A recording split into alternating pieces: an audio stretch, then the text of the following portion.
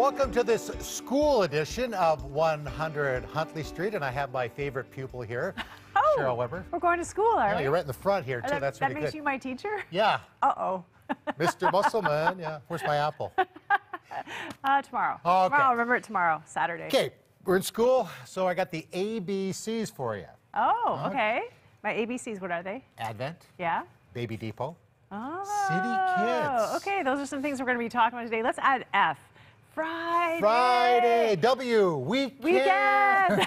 Okay. Stay away from the malls because there's 3 weekends before Christmas. It really starts to heat up. It doesn't it? But we got a great show for you today. You did pretty well. I'm going to give you an A, Cheryl Weber. Oh, not an A+? Well, we'll talk about it. Okay. If I bring the apple, I'll get the A+.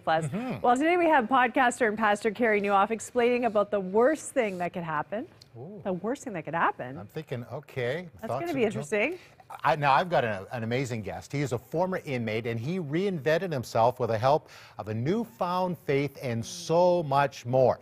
Now, Cheryl, we love partnering with organizations, and as a staff here at 100 Huntley Street, getting ready for Christmas, we got a couple amazing ladies standing by here. Yeah, we have been collecting piles of toys and baby items for City Kids and the Baby Depot. Here to tell us a little bit more about the work is Laura Carmichael and our own Maggie John. Welcome, ladies. Hi. Good to have you here. Thank you. Great to be here. I recognize this lady. I was going to say hi. Nice to meet you. Hi, I'm Greg. Hello. There you go. Maggie, nice to meet you. So reversed. Yeah, nice to meet you as well, of course, Laura. Maggie's not normally in the hot seat like this. Yeah, this is good. We can ask her anything, Greg. I know. She's interviewed me before, so this ought to be fun. There you go. Okay, Laura, welcome to the program. Thank you. City Kids, amazing organization in Southern Ontario. Tell me more about it.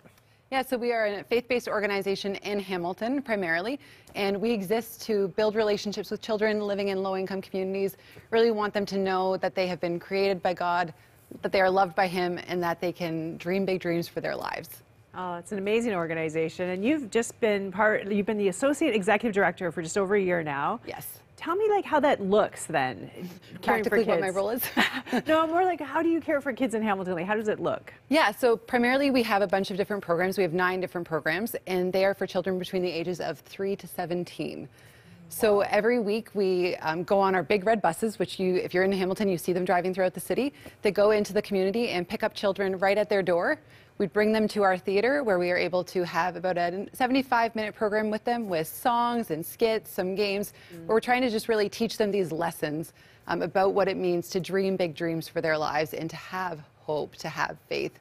Then throughout the week, we will go to their houses, and every single child gets visited by one of our volunteers. Wow, that's cool. Now, Maggie, talk about Baby Depot, how it started, because, like, in your spare time, you know, producer on this show, host, mom, wife, but you tell me how that passion. Bored. She was bored. Yeah, She was bored. You had nothing to do. Yeah. I have not enough to do. I love it because City Kids kind of picks up where Baby Depot drops off. So we help babies from 0 to 2, babies who are in absolute need in Hamilton. 1 in 5 children live in poverty in Hamilton.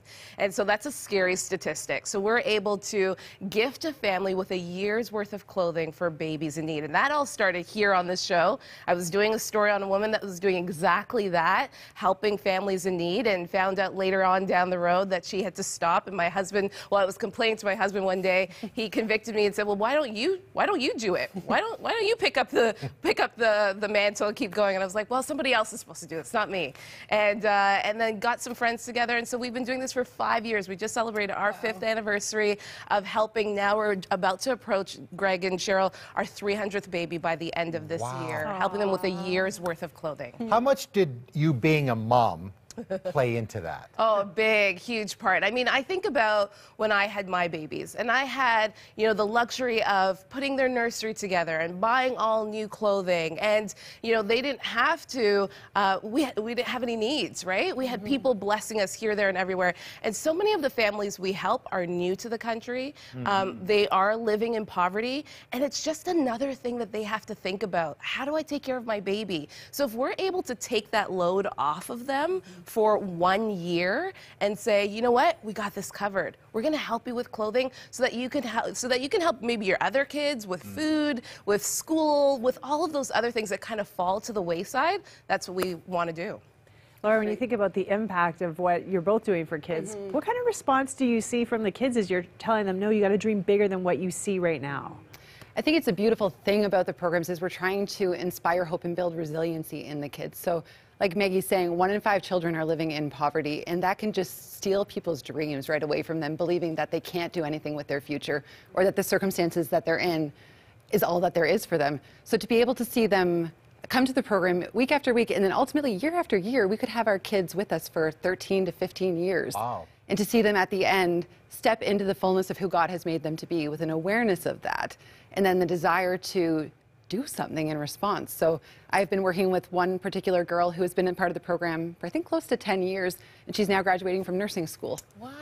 So to see them believe that they have been created for a purpose, and then to watch them walk that out in really big ways and sometimes in really small ways, but all very significant. I know working with, teens, Yes. It can be extremely frustrating, but it can also be extremely rewarding. Is that what you've found? I mean, you tell those stories about, seeing somebody kind of go through the program and do something with their lives. I think it's more rewarding than anything. All of our youth who come to us, they come with their own story. And so part of our job is to love them well and to receive their story and to get to know who they are, what their gifts are, their passions, their struggles, and then to be the people who can stand with them in life and walk alongside them as they work through a really challenging period of life. Maggie, you help a lot of families as well, and a lot of them are newcomers, as you said. What kind of impact do you see? How are people responding when you're showing up with these hampers of baby clothes and goods? So many great stories. There are some families that are just grateful and say thank you, but there are some families that are just gobsmacked. Like, they're just like, where is all of this stuff going?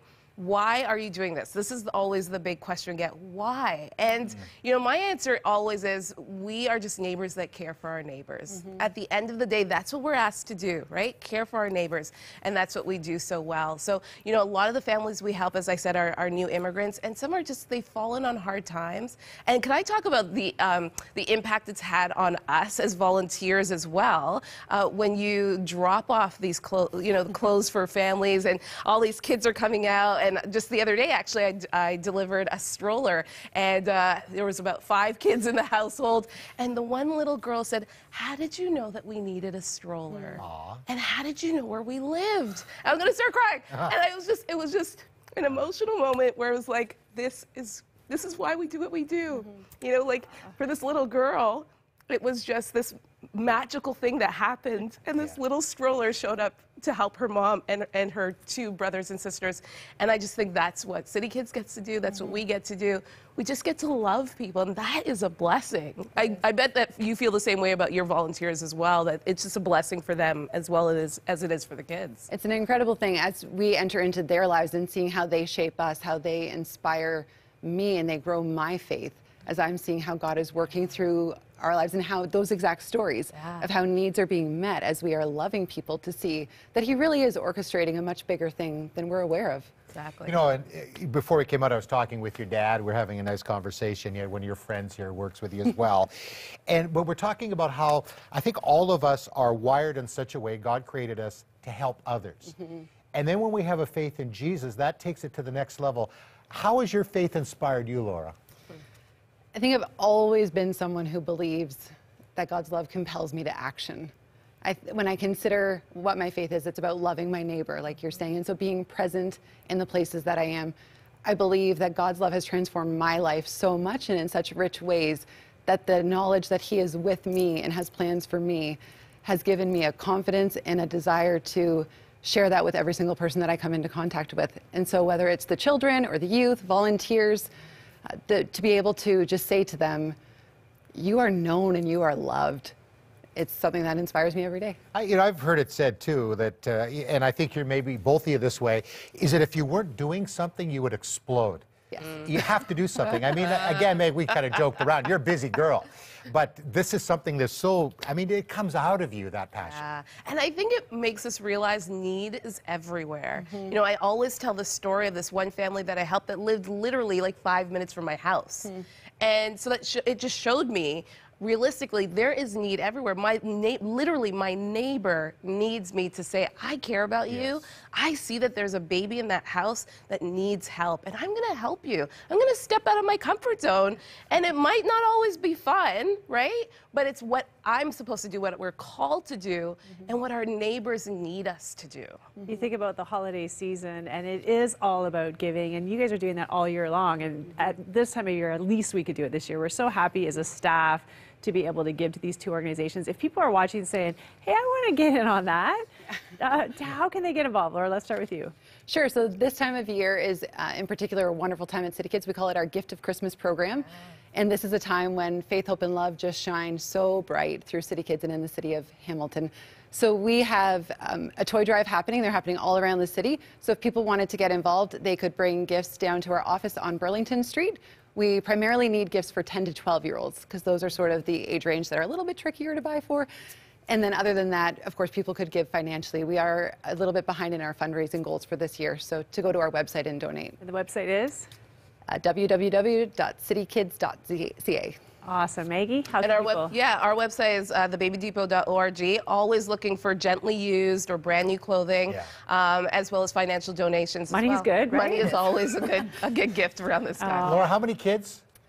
Around 2,000. Yeah, 2,000. Wow. Well, Merry Christmas to you both. Thank you for coming in. Merry Christmas. And we so appreciate what both of you are doing in your community.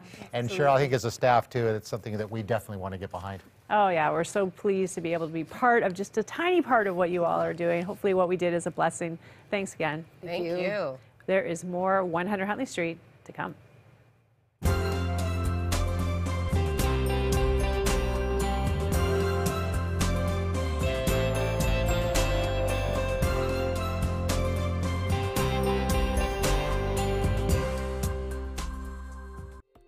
Join us on Tuesday, December 11th for Every Drop Counts, a special episode of 100 Huntley Street focusing on providing clean water to families living in both Haiti and Uganda.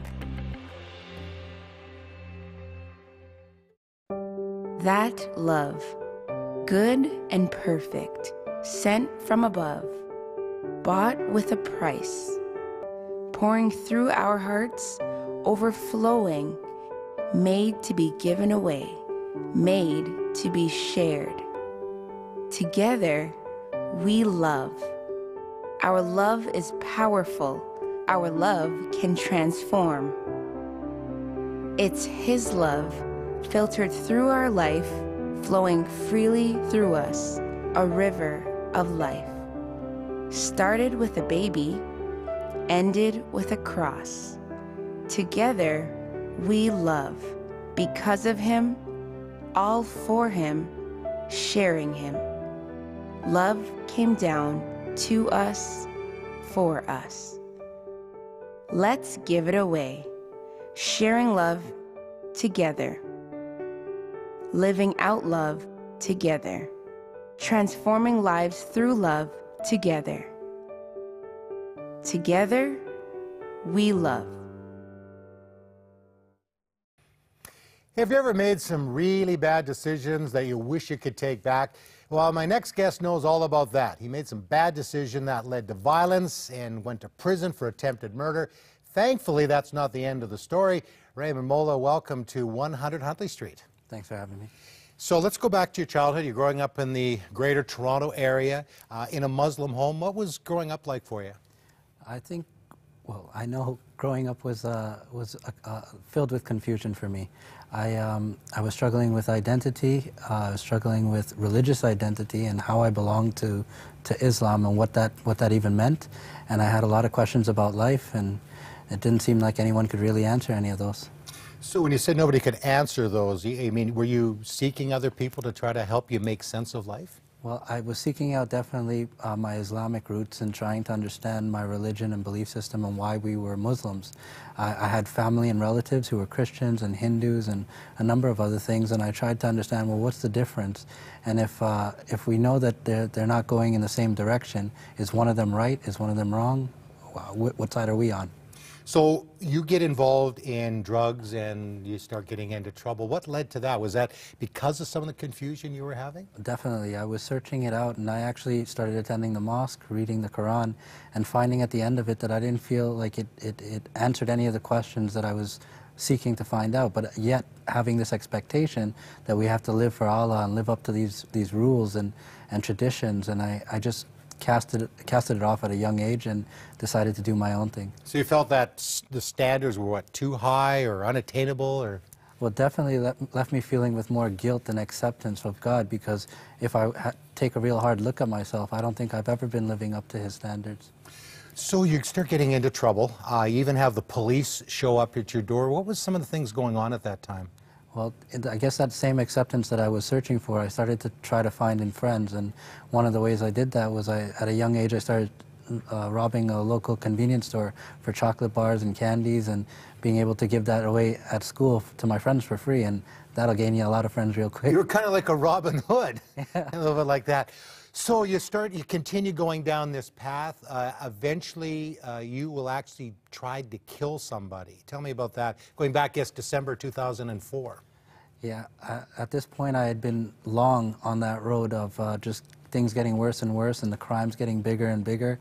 And by that time in 2004, I had been suppressing even my conscience about the things I'd been doing, and there was a lot of abuse at home and confusion in my own personal life that just led to me feeling like acting on my violence was a way to control what was going on. And time again it showed that it was no answer at all, but at the time I really thought it was, and I thought that if I took control of the situation, that somehow they would bring about peace.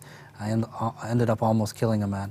So tell me about that. I know it's a little bit hard for you to talk about, but he didn't die, but you stabbed him 9 times. By the grace of God, a person stabbed 9 times didn't die. At first it was definitely considered a second-degree murder because he died on the scene. I was in custody, and the police were presenting me with the charges, but he was put into a drug-induced coma and kept alive for 48 hours, and that's when he survived. Because he survived, the charges were dropped to aggravated assault. And so I got the very least for a federal sentence, which is 2 years plus a day. I mean, that in itself is amazing. So did you feel, okay, this could have gone a lot worse. I could be spending, the next 20, 25 years or maybe the rest of my life in prison. But he survives, and you get really quite a short sentence. Yeah, even looking back at it, I think more so now, having a lot more gratitude and appreciation for it than I saw back then, that I wouldn't even be sitting here right now had that man died. So what brought you to this decision to follow Jesus and some of the things that were happening at that time? Well, about 5 years after I gotten released from prison, I started to realize that I was no more free out here, which is what I think all the prisoners were looking forward to, than I was when I was incarcerated. And I started to look around, and I realized that men and women have the same vices, some of them different vices, but we're all struggling in this way where there seems to be something we're attaining to that we don't quite have. And that desire started to kind of catapult me to searching out for a new kind of freedom, a freedom I ended up finding in Christ. How did you find it? Because somebody's watching and said, okay, found Christ. How did it happen? He actually found me. I had just made a decision to return to a church. It was one of the places where I felt like I had more answers than questions, and it was beginning to plant seeds in my life from the time that I committed the crime until now, which was about 7 years later, and that one day just all of those little seeds just came together and made sense of the story of the need for Jesus Christ's sacrifice on the cross and the significance of his sacrifice on the cross. Now, I'm meeting you today for the first time. I can't imagine you being a violent person. You're very gentle. I know that you love God, you love people. What did your family, did they see the difference in you, Raymond? Oh, actually, that's been one of the things that's created the most contention. When I was growing up and I was getting into all these different variety of troubles, my dad kind of saw it like boys will be boys, and he took it very well. But my mom and me were always butting heads. She expected more, she demanded more, and so we didn't get along very well. But when I came to faith, there was a complete switch. My mom was just so happy that anything changed me. Good. And my father, he was more enraged that I was professing Jesus Christ as Lord, that I was being objective about my belief that he was the only way. Because you left Islam. Yeah. So you're in prison, and then you come to Jesus, and now you work in prisons and explain the good news, the gospel, relationship with Jesus. Yeah, and it's more than just simply the gospel itself. Pointing people to Jesus is the beginning of the journey, but then walking with them along this journey, this time where people forget about them. Most of the prisons are on outskirts of the city. They take 2 hours in the least to travel to. So family and friends can't keep up relations. So having committed volunteers and being able to be a part of that training process to help them to be equipped to go out and minister to these men and women, that's been such a redemptive work in my life. Obviously, people are open because you were telling me there was a graduation recently, what, for 8 of the fellas inside? Yeah, out in Edmonton Max, we had a graduation request just sent for some Bibles to be sent out to present to these men and women for completing one of our programs, the Prisoner's Journey. I know, you know, Prison Fellowship, Chuck Colson, amazing ministry. Last thing I'll ask you, Raymond, are people open? You know, because in Canadian culture, often the religious stuff, keep it away from us. Are people open to talking about spiritual things? I think this is one of the interesting things I found. When I was doing street evangelism, people had their phones, a little bit of money in their pocket, places to go, people to meet, and so there wasn't as much openness. And that's when I started praying, Lord, where do you want me? Where are people going to be open to this message where I can be fruitful? And that actually got me into the prison waiting rooms, which eventually led me to Prison Fellowship Canada. And so I definitely recognize that there's a need and a hunger for prisoners that they want to hear this message. They need to hear this message, and they're open to hearing this message. And some of those guys and ladies as well, they have more freedom on the inside because a lot of time we're inside a prison even though we may be on the outside. Yeah, and that's the sad part of it. Like, these guys, through their experience, the way that they're viewed sometimes, the perception of prisoners is like they need the gospel, but it's all of us that need it, inside prison and out. The only thing about being in prison is I think there's a little bit more recognition that you've done something wrong in life and that there's a possibility for hope. Okay, Raymond, well, thank you very much. You know, you're a part of what we're doing at 100 Huntley Street, telling the lives of people that have had their lives transformed like yours, and now you're a part of seeing other lives get transformed as well, so thank you very much. Thanks for having me. And you know what? If you have never made that decision to follow Jesus, and you think, well, I don't even know if this is true, why don't you give it a try? Raymond did, I did, many others have given that, you know, at least being open to the message of the gospel of Jesus. So give us a call, 1-866-273-4444. Talk to a wonderful prayer partner, and it literally will change your life. We'll be right back.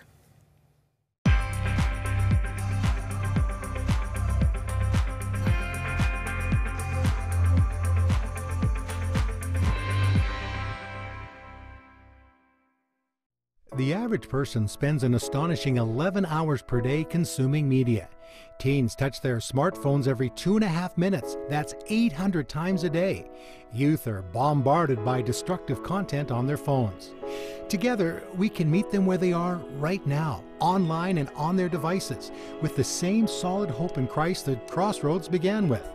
We're excited to announce a powerful new tool called Castle. It's a unique video streaming platform that provides high-quality, faith-based content for all ages, and a 24/7 chat connection to encourage prayer and life-changing spiritual conversations. Will you help us place a powerful new tool in the hands of a new generation? Show your support for Castle and all of our media missions with a generous gift today. Call 1-800-265-3100 or give online at crossroads.ca/give. Give hope. Change lives. Well, it is the season of giving, and we'd be so grateful if you would consider us in your year-end giving. Like many charities, we're still being affected by the remnants of the Canada Post strike, and so just all that mail backlogged. As well, we would just love for you to consider us as you fill in your giving for the end of the year. That number again is 1-800-265-3100.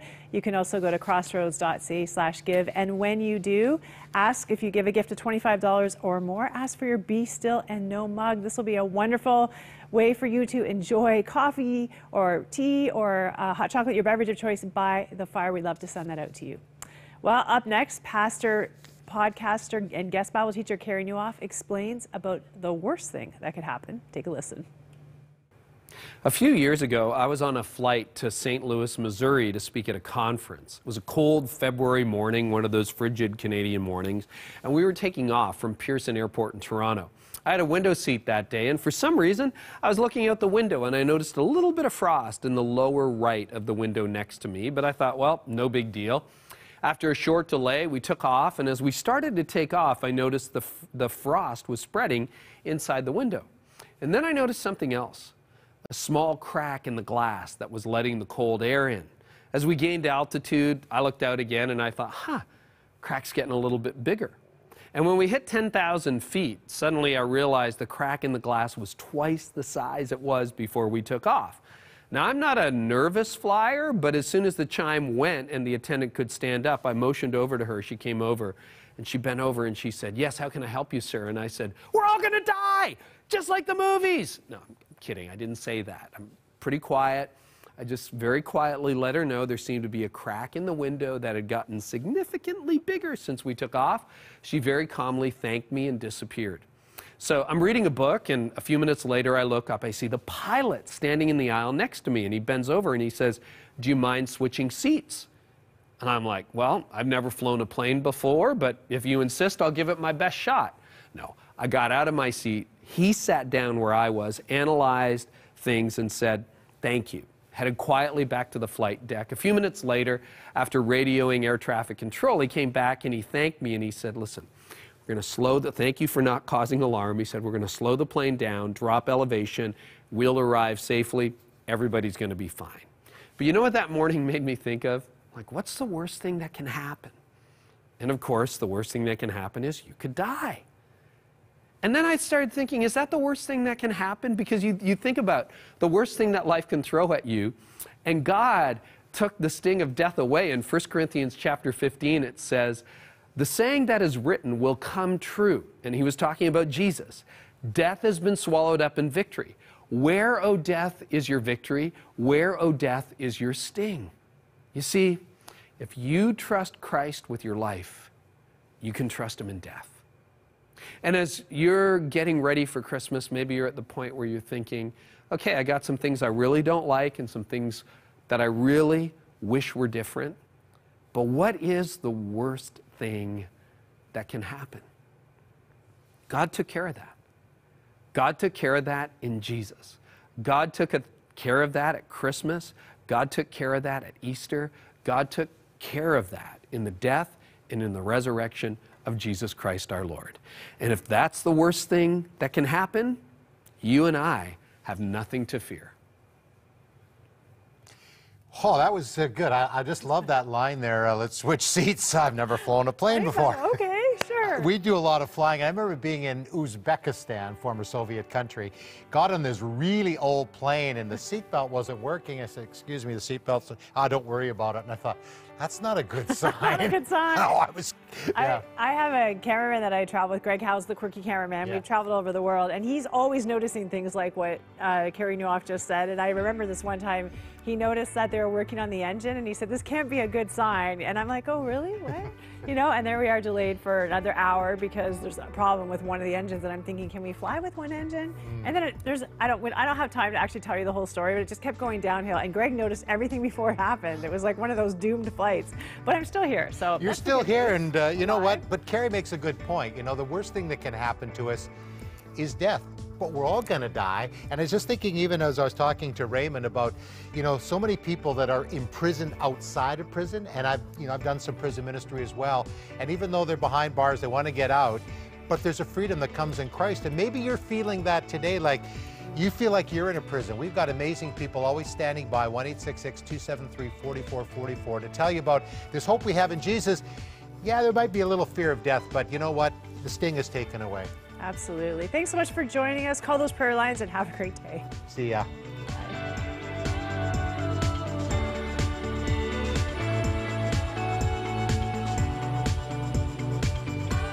Thank you for your ongoing support of Crossroads, a member of the Canadian Council of Christian Charities. You can write to Crossroads, P.O. Box 5100, Burlington, Ontario, L7R 4M2. Cheryl Weber's wardrobe provided by Melanie Lynn.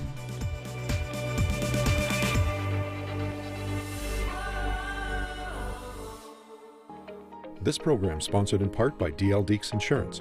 For quality service and great rates on your auto, property, or commercial insurance, call us today or visit our website at deeksinsurance.ca.